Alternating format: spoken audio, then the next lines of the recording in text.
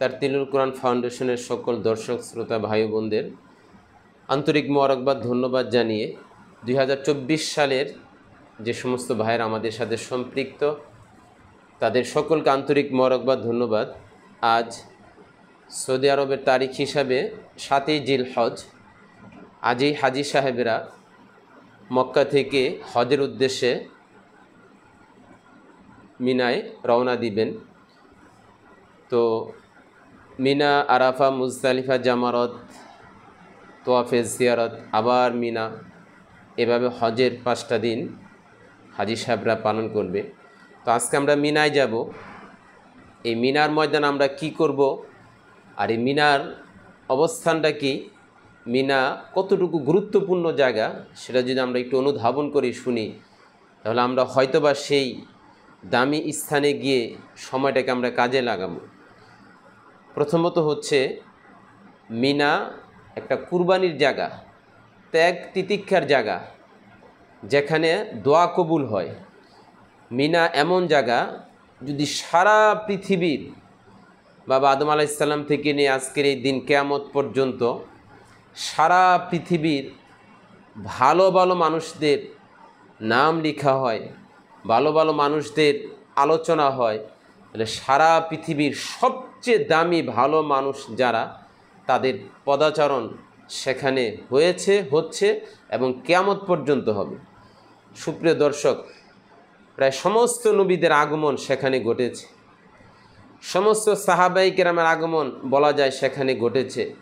এভাবে তাবে আইন, আইমায়ে মুজতাহিদিন, মুসান্নিফিন, মুবাল্লিগিন, পীর মাশায়েখ, মুজাহিদিন, আলেম ওলামা, আবদাল, গাউস, কুতুব, আল্লাহর ওলি যারা রয়েছেন, সেই মিনার ময়দানে তাদের পদাচরণ রয়েছে।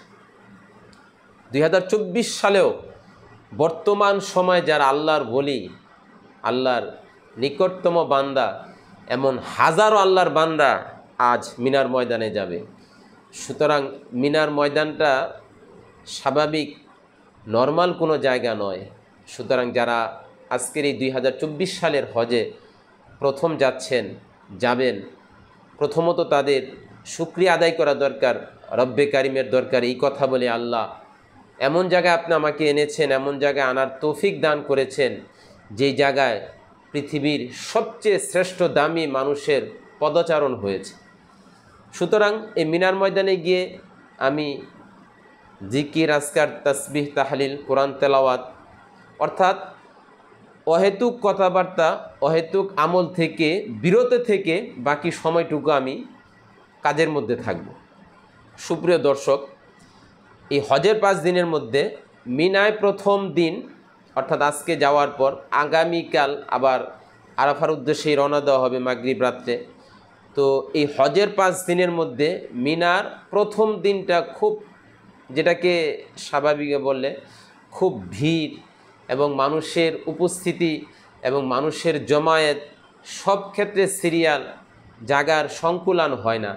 সুপ্রিয় দর্শক, বিশেষ করে আমাদের 24 সালের হাজি ভাই যারা রয়েছেন তাদেরকে বলবো, আপনি একটু জাগ্রত হয়ে আমল করেন, অর্থাৎ রাত্রে ঘুমিয়ে পড়েন, শেষ রাত্রে ফজরের 1-1.5-2 ঘন্টা আগে অজু বানিয়ে তাহাজ্জুদের আমল করেন। এরপরে নামাজের সময় যখন আপনার মুয়াল্লিম আপনার তাঁবুতে ঘোষণা করবে, এর 1 ঘন্টা আগে আপনি জোহর সেরে জামাতে শরীক হন, সেখানে 5 ওয়াক্ত নামাজ আদায় সহকারে আরও অন্যান্য যত আমল আছে স্বতঃস্ফূর্তভাবে করা। দোয়া কবুলের জায়গা, দোয়া করেন নিজের গুনাহের জন্য, নিজের অতীত জীবনের ভুলের জন্য দোয়া করেন, নিজের বাপ মা যারা দুনিয়ার থেকে চলে গেছে তাদের জন্য দোয়া করেন, আপনার আব্বা আম্মা জীবিত রয়েছে, নিজের সন্তানদের হেদায়েতের জন্য, নিজের সন্তানরা যেন আল্লাহ আল্লাহ হয় দোয়া করেন, নিজের ব্যবসা বাণিজ্যের জন্য দোয়া করেন। অর্থাৎ এই মিনার পুরো সময়টুকু আপনি ইবাদতের সাথে কাটান, আমলের সাথে কাটান, মনোযোগের সাথে কাটান। এটা হচ্ছে মিনার গুরুত্বপূর্ণ জায়গা এবং আমলের রুটিন। এরপরও এই মিনা যে ত্যাগ তিতিক্ষা কুরবানির জায়গা, তার বাস্তব জ্বলন্ত প্রমাণ হচ্ছে এখানেই সাইয়্যিদুনা হযরত ইব্রাহিম আলাইহিস সালাতু ওয়াস সালাম আল্লাহ তাআলার হুকুমকে তার সন্তানকে জবাই করার জন্য নিচ্ছিলেন, ঠিক যেই স্থানে শয়তান মালউন, যে স্থানে ইবলিস ইব্রাহিম আলাইহিস সালামকে ধোঁকা দিতে চেয়েছিল আর আল্লাহর হুকুমকে প্রাধান্য দিয়ে তিনবার শয়তানকে কঙ্কর নিক্ষেপ করেছিলেন, পাথর নিক্ষেপ করেছিলেন, সেই জায়গাটা এই মিনার ময়দান। এবং যেখানে আল্লাহর হুকুমকে প্রাধান্য দিয়ে শয়তানের হুকুমকে পিছনে ফেলা হয় সেই জায়গা মিনার ময়দান। এবং যেই জায়গাটার মধ্যে পৃথিবীর যারা দাম্ভিক অহংকারী তাদের পতনের জায়গা, যারা বাইতুল্লাহকে ধ্বংস করার জন্য এসেছিল, সেই ধ্বংসের স্থানটাও মিনা, যেটা ওয়াদিয়ে মুহাসসারা। রাসূল করিম সাল্লাল্লাহু আলাইহি সাল্লাম বলেছেন, তোমরা এই স্থানটা খুব দ্রুত পার হয়ে যাও, কারণ এই স্থানটা খোদার লানত প্রাপ্ত। এখানে বাদশাহ আবরাহকে আল্লাহ ধ্বংস করেছেন, যে হস্তি হাতি বাহিনী নিয়ে এসে আল্লাহর ঘর বাইতুল্লাহ ধ্বংস করার জন্য এসেছিল, আর আল্লাহ বাইতুল্লাহর থেকে বহু দূরেই তাদেরকে সমূলে ধ্বংস করে দিয়েছেন।